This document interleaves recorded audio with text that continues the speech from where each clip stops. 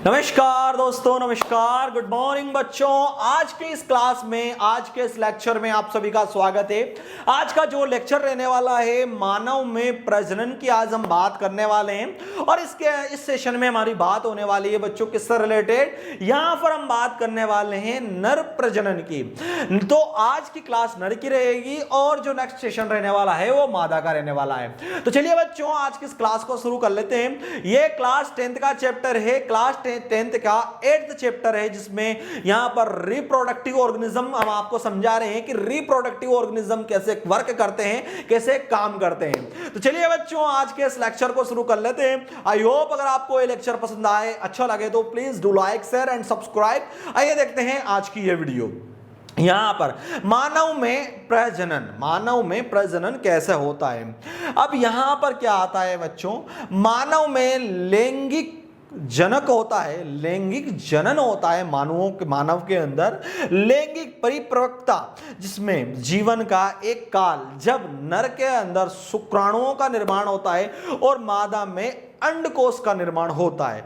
किशोर अवस्था, जिसे हम किशोर अवस्था या यौना अवस्था का प्रारंभ भी कहते हैं, जिसमें स्त्री को 18 वर्ष, पुरुष को मतलब स्त्री पुरुष को 18-21 वर्ष की जो आयु दी गई है, ये दी तो इतनी है लेकिन 14, 15, 16 साल की एक एज है। उस एज में इनकी यह अवस्था, जिसे किशोर अवस्था कहा जाता है, वो किशोर अवस्था या यौना अवस्था आ जाती है। किशोर अवस्था के अंदर स्त्री के यहाँ पर जो छाती होती है, इसका आगे बढ़ना, पुरुष के अंदर दाढ़ी मूंछ का आना, ये सभी यौना अवस्था का प्रारंभिक भाग को कहा जाता है। वैसे तो स्त्रियों के अंदर जो अंडकोश होते हैं ये पैदाइशी बचपन से ही मिलते हैं, लेकिन जो ये परिपक्व होते हैं ये होते हैं यौना अवस्था के बाद में, जिसमें रजोधर्म चक्र एक चलता है, जिसे पीरियड्स कहा जाता है, वो स्टार्टिंग हो जाती है। तो चलिए बच्चों, आज हम बात करते हैं यौना आरंभ पर परिवर्तन।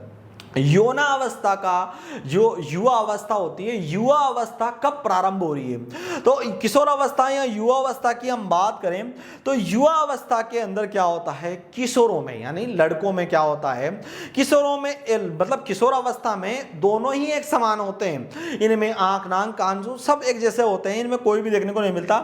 लेकिन इसमें क्या होता है, यहाँ पर कांग, जननांग के पास गहरे बालों का आना, बाल उगने लग जाते हैं किशोर अवस्था में। त्वचा पर त्वचा तेलीय हो जाती है, मुंह से निकलने लग जाते हैं, आजकल मेरे भी निकल रहे हैं, तो ये हो जाते हैं। इसके बाद में क्या होता है बच्चों, लड़कियों की हम बात करें, लड़कियों में स्तन भाग के आकार में वृद्धि हो जाती है और रजोधर्म चलता है, रजोधर्म चक्र जिसे हम पीरियड्स भी बोलते हैं, वो स्टार्टिंग हो जाती है। वहीं लड़कों में क्या है, चेहरे पर दाढ़ी मूंछ का आना, आवाज का भारी होना, आवाज में भारीपन, बचपन में बहुत पतली तीखी आवाज रहती है लेकिन धीरे धीरे वो भारी हो जाती है। स्त्रियों की आवाज में इतना चेंजेस नहीं देखने को मिलता है। ये सभी परिवर्तन होता है युवा अवस्था या किशोर अवस्था के प्रारंभ में। चलिए यहां पर हम नीचे की ओर बढ़ते हैं बच्चों। नर जनन तंत्र क्या होता है। नर जनन तंत्र की आज हम बात करने वाले हैं। तो नर जनन तंत्र को मैं डायरेक्टली आपको डायग्राम के माध्यम से बताने वाला हूं कि किस टाइप से होता है। नर जनन तंत्र, जिसे मानव जनन तंत्र भी कहा जाता है, जो कि आपको यहां पर देखने को मिलता है। इसमें क्या होता है, यहां पर इसके अंदर यह पाया जाता है वृषण कोश। वृषण कोश के अंदर वृषण पाया जाता है और वृषण क्या करता है, ये शुक्राणुओं का निर्माण करने का काम करता है।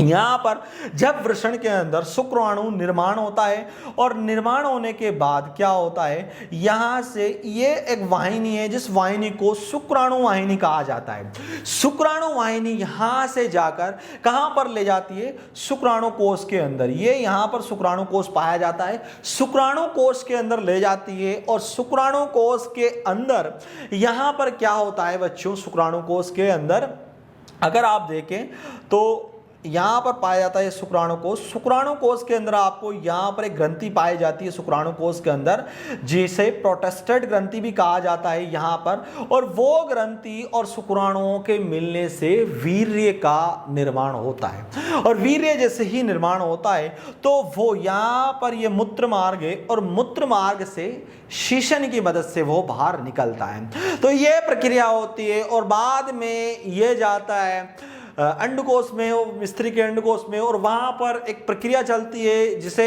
इंटरकोर्स कहा जाता है। इंटरकोर्स के बाद करने के बाद वहां पर अंडकोश में उसका निर्माण होता है और किसी भ्रूण का निर्माण होता है। वो प्रक्रिया हम नेक्स्ट लेक्चर में पढ़ेंगे।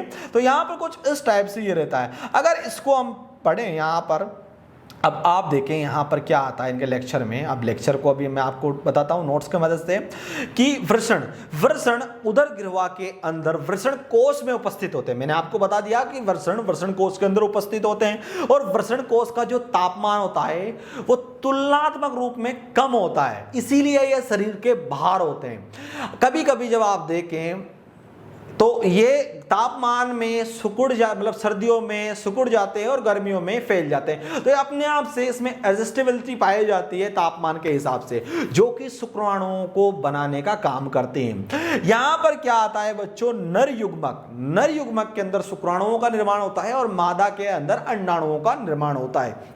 नर युग्मक को शुक्राणु कहा जाता है। यहां पर वृषण ग्रंथि या टेस्टोस्टेरोन हार्मोन भी पाया जाता है। वृषण ग्रंथि और टेस्टोस्टेरोन हार्मोन जो कि शुक्राणुओं के उत्पादन पर नियंत्रण करता है और साथ ही लड़कों की यौनावस्था में परिवर्तन करता है। यहां पर शुक्राणु वाहिनी ये शुक्राणुओं को वृषण से शीशन तक पहुंचाने का काम करती है। मूत्र मार्ग उस वृषण को मूत्र मार्ग में द्वारा वीर्य और मूत्र दोनों को ही निकालने का मार्ग होता है। इसके बाहरी आवरण को शीशन कहा जाता है।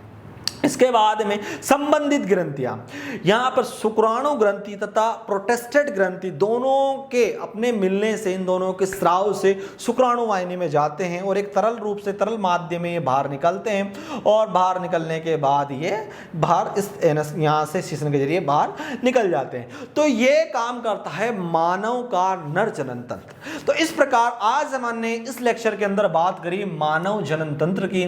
आई होप बच्चों आज आपको सेशन सीखने को मिला हो, नॉलेज मिली हो। तो आप हमारे इस लेक्चर को कंप्लीटली जरूर देखा। आपको ये वीडियो देखने के लिए बहुत बहुत धन्यवाद। Do like, share and subscribe. Thank you for watching this video.